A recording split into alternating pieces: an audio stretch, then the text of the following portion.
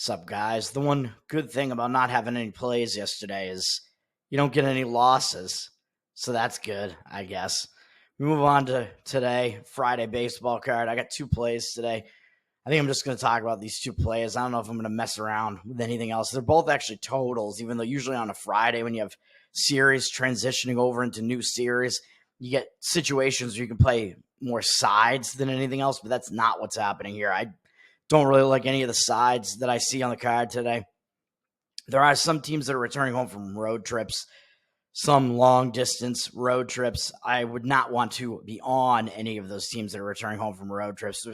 I don't really see any real explicit reason to go against any of those teams. So we'll get right into it. First play up is going to be to play an under in Miami, Atlanta. And by the way, I talked about an under potential yesterday in St. Louis, Chicago Cubs. That was like a dead under, basically. I think it was like a 2-1 game into the seventh inning or something like that. Looks like it should have been an under. And then it wound up being 5-4 final with Chicago putting up a 3 spot in the bottom of the ninth to win the game. So it was still going to go under. It was 4-2 headed into the bottom of the ninth inning. That's just wild. If you had an under in that one, that's not a good beat right there. That's a pretty bad beat. Anyway, the under in Miami, Atlanta is the first one I'm going to have up. Look at the box score yesterday. Atlanta won 4-2. And the one thing that worries me a little bit about this is that Atlanta did use a bunch of their relievers to save that game, even though Morton went 6 innings. They did use 4 relief pitchers, whereas the Marlins only used 2. So the Marlins kind of saved the rest of their pen. Not that their pen is any good anyway or anything worth saving, but I still like the under based on the starting pitching matchup here. The Braves have the better of the two bullpens. And even though they did use 4 relief pitchers yesterday, I still think it's probably okay to go under here because I think their pitcher is good enough and the offense they're facing is bad enough that I do think that we could still do it, even though the Braves did use their closer among some of their other better relief pitchers last night. They used Iglesias and Minter, who are a couple of their better relief pitchers.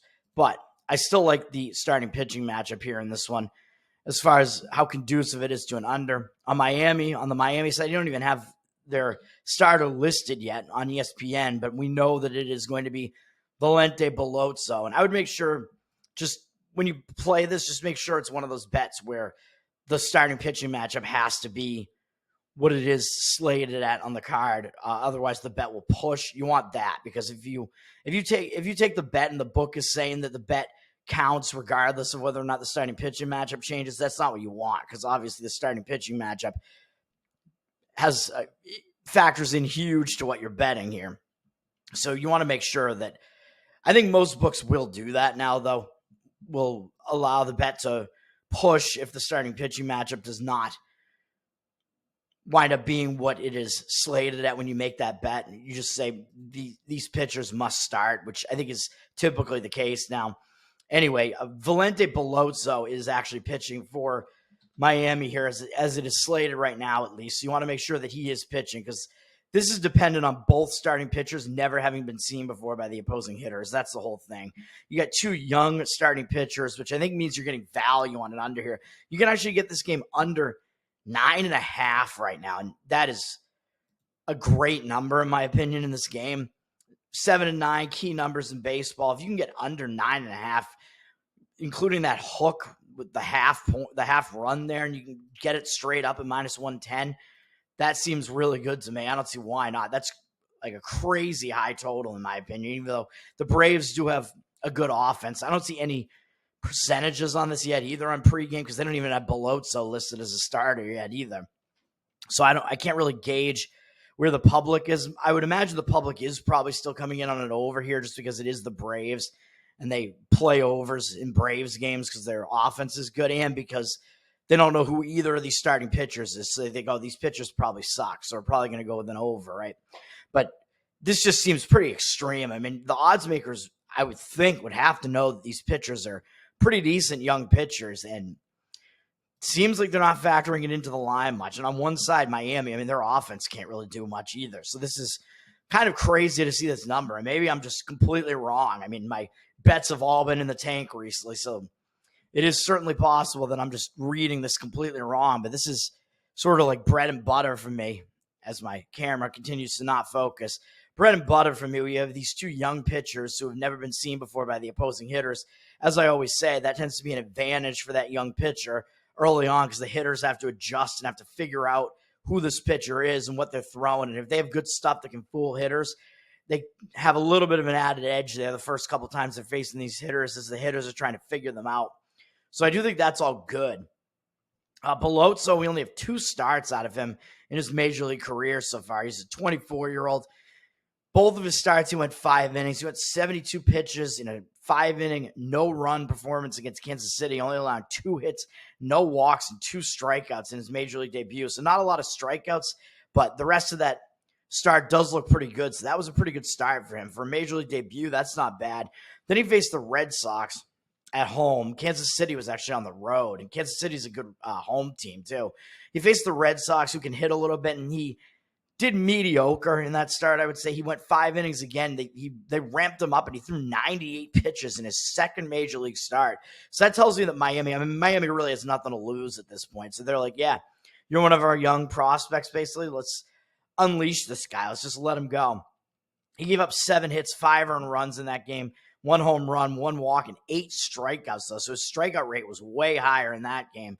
So overall, between those 2 starts, it's not too bad. It's a 4.5 ERA, which, yeah, it's mediocre. But in that Red Sox start with an 8-1 strikeout walk ratio, you'd expect him to not allow as many as 5 runs in that game. So he kind of, I think, got a little bit unlucky in that start, to be honest. And he's got a 1 whip across those 2 starts. So that's not too bad. Over the 2 starts, 10 innings pitched, 9 hits allowed, 10-1 strikeout walk ratio. And, of course, the 5 runs that all came at the hands of the Red Sox. 9 hits allowed, not 10. 9 hits allowed in the 10 innings. So that's all. Those are pretty good stats, man, for even though it's a small sample size. For your first 2 major league starts, that's not bad. So I like it with Pelotzo. And then on the other side, Schwellenbach. Spencer Schwellenbach is pitching for the Atlanta Braves. Yet again, we have a young rookie pitcher here who has not been seen before by the opposing lineup. So again, I think you have that advantage on both sides of this. We have 2 starting pitchers who have never been seen before by the opposing hitters, and that's also going to be the case in the other under that I have. Hint, hint. You might know which game that is if you look at the card. Schwellenbach, even though he's in the same division, he's a young guy. He's only made, I think, 10 starts so far, and he has not been seen before by these Miami hitters. He hasn't faced Miami, and he's almost been like just pretty good out of the gate, man. In 10 starts, he's only allowed 4 or more runs 3 times, and he's only allowed more than 4 one time, which was at Boston at Fenway Park, which is a pretty difficult place to pitch. Boston did pretty well against him. Other than that, he's allowed 4 earned runs 3 times. He's allowed 3 or fewer in all the rest of his starts, and he's allowed fewer than 3, so 2, 1, or 0 earned runs in, I think, 5 of his 10 starts. So that's pretty good, too. He's been pitching well. He's got a 4.06 ERA.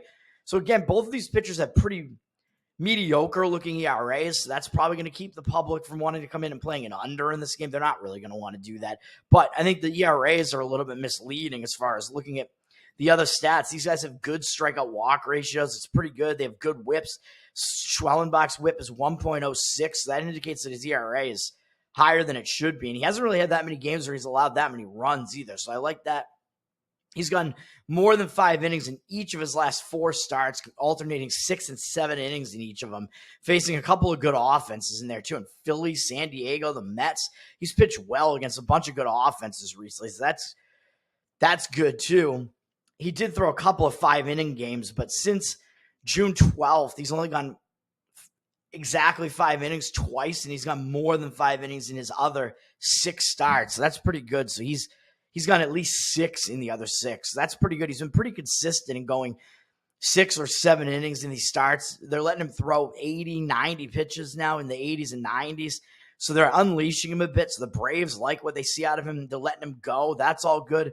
He's got a 28-1 strikeout walk ratio in the month of July, with a 2.08 ERA in July. That's insane. 28-1, including 11-0 against the Mets in his last outing. A 2-hit shutout for 7 innings in that one. He's allowed 19 hits in 26 innings pitched in the month of July. I know we're in August now, but his recent performance has been his best so far, which is really excellent to see. So he's been pretty good in his rookie season, but especially in the most recent month in July, he was really pitching well, giving up 1 and 0 earned runs in 3 out of the 4, and then 4 earned runs in a game against St. Louis where he'll have 3 home runs and had an 8-0 strikeout walk ratio. So even that game, I think he allowed more runs than he should have with that strikeout walk ratio. Overall in the season, he's got 60 strikeouts and 10 walks in 57 and 2/3 innings pitched, 51 hits allowed. So he's allowed way fewer than 1 hit per inning. His walk rate isn't that high. His strikeout walk ratio is good. His strikeout rate is high, more than 1 per inning for strikeouts. That's all really good, man. So I think Schwellenbach, he's pretty good. He's pitching well in his rookie season. So I like this. That's an under. Miami, Atlanta, under 9.5. And then the other under I'm going to is going to be in Philadelphia, Seattle, even though it does look like there are some indicators against it, where on pregame, I see this having gone up from 7.5 juice to the over up to 8 juice to the over, with 73% of the tickets on the over, but 95% of the cash on the over. So pregame makes it look like there is some legitimate money coming into the over, driving the number up on the over, but I'm not quite sure that that is actually accurate. You can get under 8 at minus 105 right now, by the way. So that's a decent price. You're getting decent prices on these unders in both of these games, which kind of worries me a little bit because the books don't just give away money, man. So that does concern me. The pregame percentages there concern me. But looking at Action Network, they kind of have the opposite going on here. In both of these games, they have a high bet percentage, a high ticket percentage on the over, and less of the cash than the tickets on the over in both. So I don't know which one. I tend to like pregame more. I trust them more. But both of these overs are pretty public. So that's something that I'm fading. So fading the public, not a horrible thing in most cases. Usually you want to fade the public more often than you want to be on them, really. But the public is not always wrong, of course. But it does look like on Action Network there are more market signals being seen in what they're logging here as far as this being an underplay. So I'm going with the under in this one. I think it makes sense with this starting pitching matchup. So this is a situation where neither team played yesterday, Philadelphia and Seattle, and both teams have traveled out to the West Coast. Seattle was on the East Coast. They had a 2-series road trip, but they swept the White Sox. Then they lost 2 out of 3 at the hands of my Red Sox. So Red Sox at least won that series. So Seattle's having to return from the East Coast. So they're having to fly cross country, and so is Philadelphia because they were last at home for a couple series against Cleveland and the Yankees, and they lost 5 out of 6, of those games. So Philadelphia not doing well, so it's probably going to serve them well to go out on the road here. But, of course, I'm looking at an under here. So both of these teams have had to travel from the East Coast to the West Coast, even though they did have one day off. But that day off could hurt their momentum, too. So I think when you have travel like that and you have the day off, that actually tends to be more conducive to the under because that means that both relief staffs are rested. Neither team had to use any of their bullpen yesterday, so the bullpens are going to be fully intact. So that serves well for an under, and traveling cross country like that plus the day off might kind of hurt the hitters' momentum a little bit too and make the hitters a little bit slower and have to readjust to like pitch speeds again and playing in a Major League Baseball game again. So I think those factors are conducive to an under, so I like that. And then looking at the starting pitching matchup, you got Tyler Phillips pitching for Philadelphia, and he's a rookie. He's only made 3 starts so far this season, in his rookie season. Even though he's 26 as a rookie, he's been pitching pretty impressively so far, man, with a 1.80 ERA and .76 whip in his 3 starts so far. That's pretty good stuff. His strikeout rate's not high, but neither is his walk rate. He's got a 19-2 strikeout walk ratio. So even though his strikeout rate in 25 innings isn't very high, he may not necessarily be a strikeout guy, but his command looks like it is quite good because that's a good strikeout walk ratio with a very low walk rate and 17 hits allowed in 25 innings pitched. So that's good too. And 2 of his games were against good teams on the road at Atlanta, which was his debut. And that was his only start where he went fewer than 6 innings. So that's a good sign too. He only gave up 1 run in that start and had 7 strikeouts, no walks, and 3 hits allowed, and only went 53 pitches. So they were just kind of keeping him on a leash in that one, I think, because that start wasn't even bad. They just took him out after the 4 innings, but he pitched very well against the Atlanta Braves, who are a good offense in that game. Then he had his worst start. The only one where he's given up more than 1 earned run was a 4-run outing against Oakland. I don't know what that was about. Maybe just coming off a big game like that, maybe he just kind of had a little bit of a setback there, but he still had a 5-0 strikeout walk ratio on that one. He allowed 2 home runs. So he allowed more runs than he probably should have. The fact that he only put 6 earned base runners on in 6 innings in that one. 6 hits in 6 innings and no walks, 5 strikeouts. That's pretty good. You typically don't allow as many as 4 earned runs in a game like that, but he allowed 2 home runs. So I'm going to give him a pass on that one. And then he had a 6-inning, 4-hit shutout with a 3-1 strikeout walk ratio against Pittsburgh on the road. Pittsburgh, not a very good hitting team, but still. And then his most recent game was a complete game shutout, 4-hit performance with a 4-1 strikeout walk ratio. So not a great strikeout rate, like I said, but against Cleveland, who's a team that can hit, even though they started struggling a little bit recently. That's pretty impressive, man. A complete game shutout from Tyler Phillips. Does that mean he's going to have a letdown coming into this game?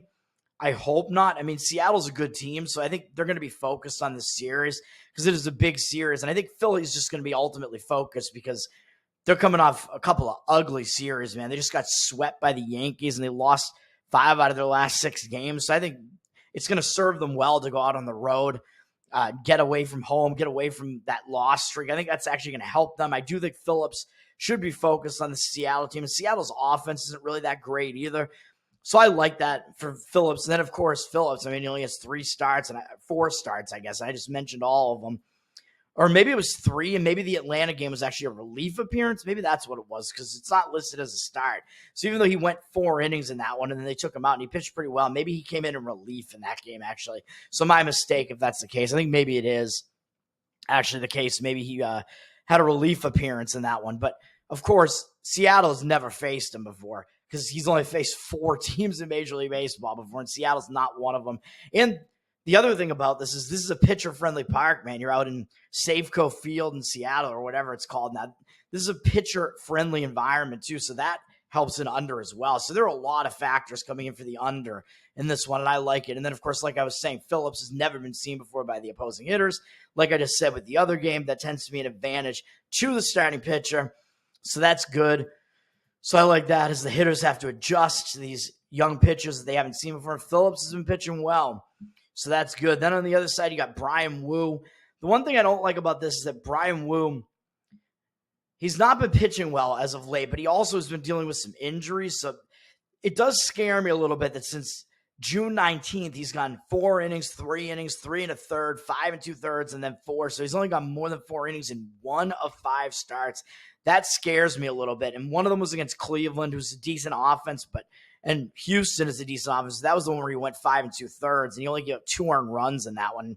5-0 strikeout walk ratio in that one, and 4 hits less. That was actually his better start. So I don't know what's going on here. His pitch count has been a little bit lower in those starts too. So I don't know, because before that Cleveland start, he had gone 6 innings and 4 straight starts, including one against the Yankees, where he didn't allow any runs. So he had a good start in that one. Hasn't faced like some of the best offenses, but overall, I do still like Wu, even though I think he's maybe not quite as good as his stats look. He's got a 2.35 ERA this season overall and 0.89 whip. It's just that he's not going that deep into games, and they seem to be still keeping him on kind of a low pitch count, so that worries me a little bit. In the month of July, he had a 9-3 strikeout walk ratio. He'd allowed 17 hits. That's really not great. And 6 earned runs, a 4.15 ERA in the month of July, in 13 innings pitched. So that's not that great. That's too many hits to be allowed. The 9.3 strikeout walk ratio is not that horrible. Wu is not really a strikeout guy. On the season, he's got 37 strikeouts, but only 6 walks. So he is a command guy. That's a low amount of walks.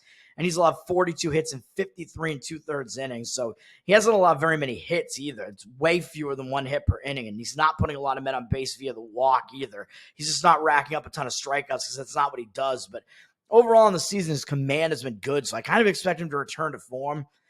I think that he is dealing with an injury because in his most recent outing, there was no reason really why he only went 4 innings in that one against a bad White Sox offense. And he had 3-1 strikeout walk ratio, only allowed 4 hits, and he'd allowed no earned runs and 1 run in that one. So I don't know, but maybe he's kind of getting back into form there. The start before that was the one against Houston where he pitched all right and went 5 2/3.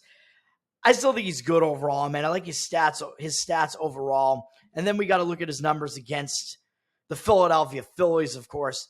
And of course, there are none. Philadelphia has never seen him before. So again, in both of my unders here, none of the 4 starting pitchers have ever been seen before by these opposing hitters. So I think that's an edge to all these young pitchers who are all pitching pretty well so far, in my opinion. So I think that's good. You have young pitchers in all these cases, and they're facing offenses that are not familiar with them yet, and they're going to have to adjust and figure them out. So that's all pretty good.